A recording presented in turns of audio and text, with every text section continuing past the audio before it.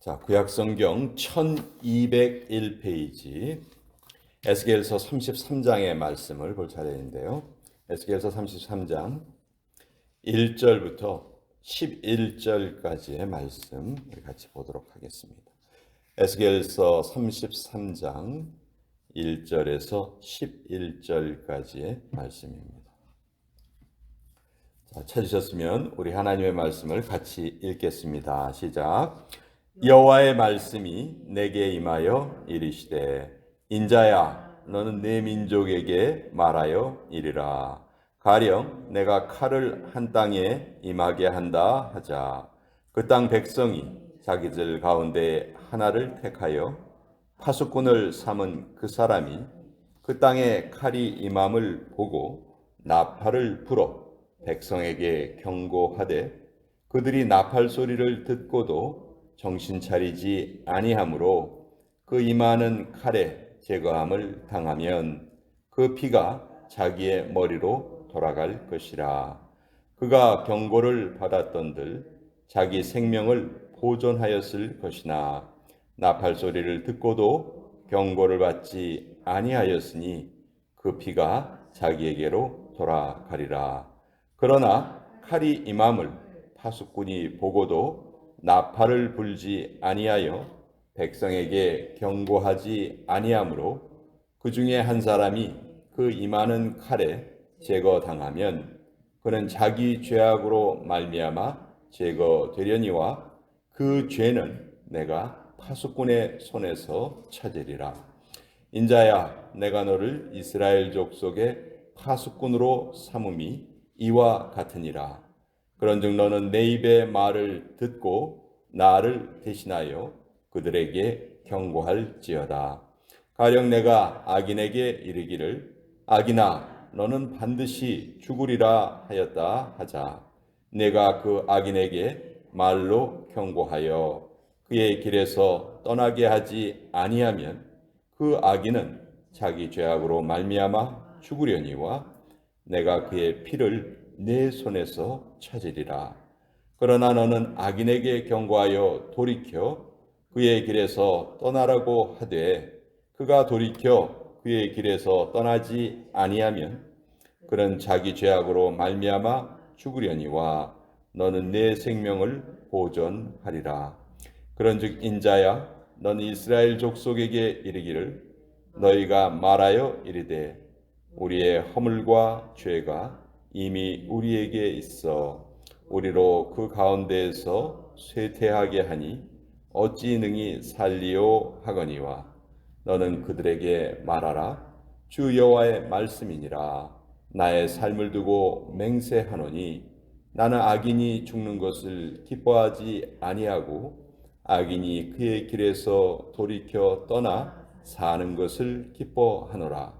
이스라엘 족속아 돌이키고 돌이키라. 너희 악한 길에서 떠나라. 어찌 죽고자 하느냐 하셨다 하라. 하나님의 말씀입니다. 아멘. 자, 오늘 에스겔서 33장의 말씀은 너무도 우리에게 깊은 영감을 주시는 그런 말씀이에요. 에스겔은 우리가 잘 아는 것처럼 포로기 시대의 선지자죠. 바벨론이 이스라엘 남유다를 멸망시킬 때 세 차례 침공을 한다고 말씀드렸죠. 첫 번째 침략에서 포로로 끌려간 사람이 다니엘입니다. 다니엘은 왕족이었거든요. 그래서 첫 번째 침략에서는 왕족하고 귀족 이런 사람들을 포로로 끌고 가고요.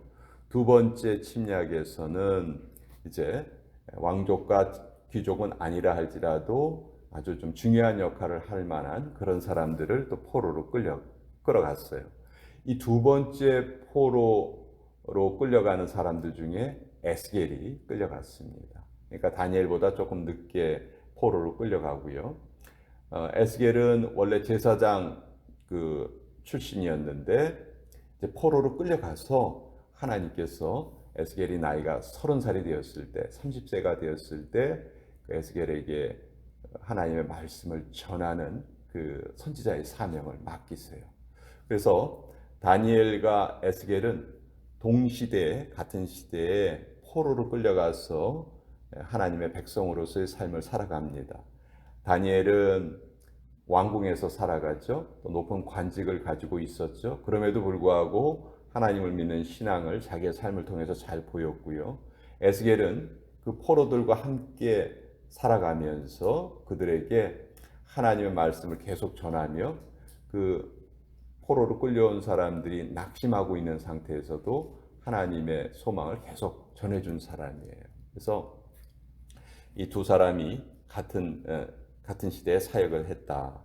근데 이 오늘 우리가 읽은 이 말씀에 보면은 하나님께서 에스겔을 무엇으로 세우셨는지를 너무도 정확하게 말씀하고 계시죠.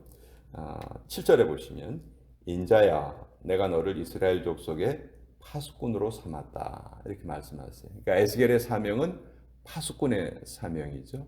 여러분 파수꾼이란 말 요새는 잘 쓰지 않지만 파수꾼 하면 우리 한국 사람들은 사극 같은 거를 이제 TV를 통해서 보거나 하면은 파수꾼이 어떤 역할을 하는지 알게 되죠. 남들이 다 잠을 자고 있는 시간에도 혼자 깨어서 그 성을 지키거나 그런 사람이죠. 뭐 군인으로 치면 뭐 보초라든지 뭐 불침번이라든지 그런 걸 생각할 수 있을 것 같아요. 근데 이 파수꾼이 자기의 사명을 제대로 하느냐 안 하느냐에 따라서 정말 결과는 엄청나게 차이가 날 수가 있겠죠. 큰 위험이 다가왔을 때 파수꾼이 그것을 알아차리고 지금 위험이 다가왔다. 우리 빨리 피해야 된다. 이것을 모든 사람한테 알리면 정말 많은 사람이 구원을 받을 수 있어요. 그렇죠? 그리고 그것을 위해서 사실 그 사람들이 파수꾼을 세우는 거예요. 근데 파수꾼이 자기의 할 일을 제대로 하지 않고 졸고 있었다. 근데 위험이 크게 임했다. 그럼 어떻게 돼요? 자기가 죽는 것은 물론이고 자기가 지켜야 할 사람들도 다 큰 피해를 당하겠지요. 자, 하나님께서 에스겔에게 내가 너에게 파수꾼의 사명을 맡겼다 말씀하시면서 그 앞에 아주 장황하게 말씀하세요. 자, 어떤 사람이 벌 받을 일을 했다. 근데 네가 파수꾼의 역할을 잘하면서 그 사람에게 너 그렇게 살면 안 돼. 하나님은 이렇게 사는 것을 좋아하셔. 라고 말을 했는데 그렇게 말을 했는데도 불구하고 그가 행동을 돌이키지 않아서 벌을 받았다면 그건 그 사람의 잘못이다. 뭐 100%그 사람의 잘못이다. 너는 잘못한 것이 없다.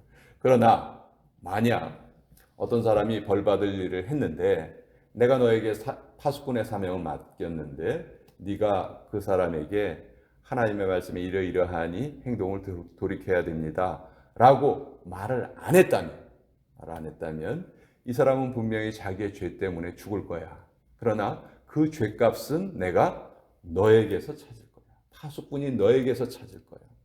왜냐하면 파수꾼의 역할을 제대로 잘못했기 때문에. 그래서 이 파수꾼의 사명이 얼마나 소중한가를 우리에게 에스겔을 통해서 알려주고 계시는데 여러분 오늘 이 시대의 파수꾼이 누굴까요? 바로 우리 자신이죠. 그렇죠? 우리가 지금 이 세상에 수없이 많은 죄악이 저질러지는데 거기에 무관심할 때가 너무 많죠. 나는 그렇게 살지 않아. 난 다행이야. 난 저렇게 나쁜 짓 하지 않아. 난 그래도 하나님 잘 섬기려고 애쓰고 살아. 잘하는 거죠. 잘하는 거예요. 그러나 우리는 반드시 파수꾼의 사명이 우리에게 주어져 있다는 것을 잊어서는 안 되는 거예요. 그것이 정말로 소중한 거예요. 우리는 우리의 삶으로, 그렇죠? 뭐 일단 사역자는 사역자로서 제일 먼저 이 파수꾼의 사명을 감당해야 될 사명이 있겠죠. 사역자뿐만이 아니고 목사뿐만이 아니고 오늘 우리 하나님의 백성으로 살아가는 우리 모두가 이 세상에 대한 파수꾼의 사명을 감당해야 한다 하는 것이죠. 그것을 감당하지 못할 때 그들의 죄값이 우리에게 주어진다는 거예요. 우리에게 그 죄값을 찾겠다 하나님께서 말씀하시면 우리가 아니 하나님 저 열심히 잘 살았잖아요. 예수님도 그런 말씀하셨죠. 예수님께 사람들이 찾아와서 따집니다. 우리가 주의 이름으로 기적도 행하고 주의 이름으로 착한 일도 하고 그런데 예수님께서 뭐라고 말씀하세요? 내가 도무지 너희들을 알지 못하노라. 그럼 무서운 말씀을 하시죠. 아니 우리가 열심히 살아온 것 같은데, 신앙생활 제대로 잘했던 것 같은데, 아니에요. 우리가 만약 우리만을 위해서 살아간다면 그건 신앙생활이 아닙니다. 신앙생활은 일단 맨 첫 번째 개인적인 성결이 반드시 이루어져야 돼요. 그게 첫 번째죠. 그러나 그 개인의 성결을 이루었다면 그 개인의 성결을 넘어서야 되죠. 이제 주변을 바라볼 수 있어야 돼요. 주변 사람들을 위해서 기도할 수 있어야 되죠. 이런 부분에 있어서 참 지금 이 시대가 약한 시대다. 영적으로 약한 시대다. 점점 우리가 살아가는 세대를 보면요. 옛날에는 우리 한국에 대가족 제도가 일반적이었죠. 그러면 마을에 어떤 한 사람이 잘못을 저질렀다. 그러면 그 잘못을 저지른 그 사람을 누가 훈계합니까? 마을의 어른들이 공동으로 훈계합니다. 네 집 자식이든지 상관없어요. 너 그렇게 하면 안 돼. 마을의 어른들이 그를 다스려요. 그게 아주 일반적이었어요. 근데 지금은 어떤 사회를 살아가죠? 뭐 핵가족이라는 이름 하에 1인 가족도 들어가고, 그러니까 내가 내 옆에 있는 그 누구에게도 관심을 가지지 않는 그런 시대가 되어버렸어요. 전 이것이 사회 발전이 아니라고 생각해요. 전 이것이 마귀의 괴계라고 생각합니다. 점점 사람들을 나누어 놔서 옆 사람하고 전혀 관심을 갖지 않는 그런 무관심한 사회. 그런 사회 속에서 우리가 크리스찬으로서 살아가는데 우리들도 그냥 이것이 그냥 정상적인 삶인 것처럼 그런 식으로 지금 미혹당하고 있다는 것이죠. 이것은 정말 하나님의 말씀에 비추어 보면 잘못된 삶인 거예요. 그래서 스펄전 목사님은 오늘 이 말씀을 가지고 Turn or Burn 이런 제목으로 설교를 남기셨다고 해요. 돌이키지 않으면 타 죽을 것이다. 아주 그냥 비슷한 발음을 가진 단어를 연결을 시켜서 Turn or Burn 이런 제목으로 설교를 남기셨는데 우리에게 정말 중요한 말씀이에요. 나는 나 자신을 위해서만 지금 살아가고 있는데 이것은 정말 잘못된 태도다 하는 것을 우리가 정확하게 알고 신앙생활을 해야 되겠다. 그래서 우리가 기도할 때 나를 위한 기도를 참 열심히 하죠. 그러나 그것에 더해서 반드시 우리 주변에 있는 사람들의 기도를 더해야 되겠다.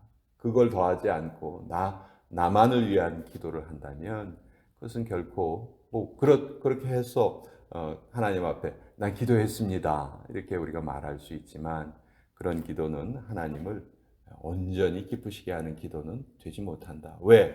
우리에게 파수꾼의 사명이 있기 때문에. 그래서 오늘 이 말씀을 통해서 에스겔뿐만이 아니고 오늘 이 시대를 살아가는 모든 크리스찬들이 저에게도 하나님 파수꾼의 사명을 주셨습니다. 지금까지 그것에 대해서 내가 너무 무심했는데 앞으로는 이 파수꾼의 사명을 잘 감당하며 살아가게 하여 주옵소서. 하나님의 속성이 하나님의 마음이 11절에 너무도 잘 드러나 있죠. 너는 그들에게 말하라 주 여호와의 말씀이니라 나의 삶을 두고 맹세하노니 나는 악인이 죽는 것을 기뻐하지 아니하고 악인이 그의 길에서 돌이켜 떠나 사는 것을 기뻐하노라. 이것이 하나님의 마음이시잖아요. 그럼 우리가 이 하나님을 조금이라도 기쁘시게 하려면 악인들이 그 삶을 떠나 살도록 우리의 선한 면을 잘 보여주고 비춰야 되겠죠. 또 그들을 위해서 우리가 같이 기도해야 할 것입니다. 자, 오늘 에스겔서의 말씀 같이 나누어 보았습니다.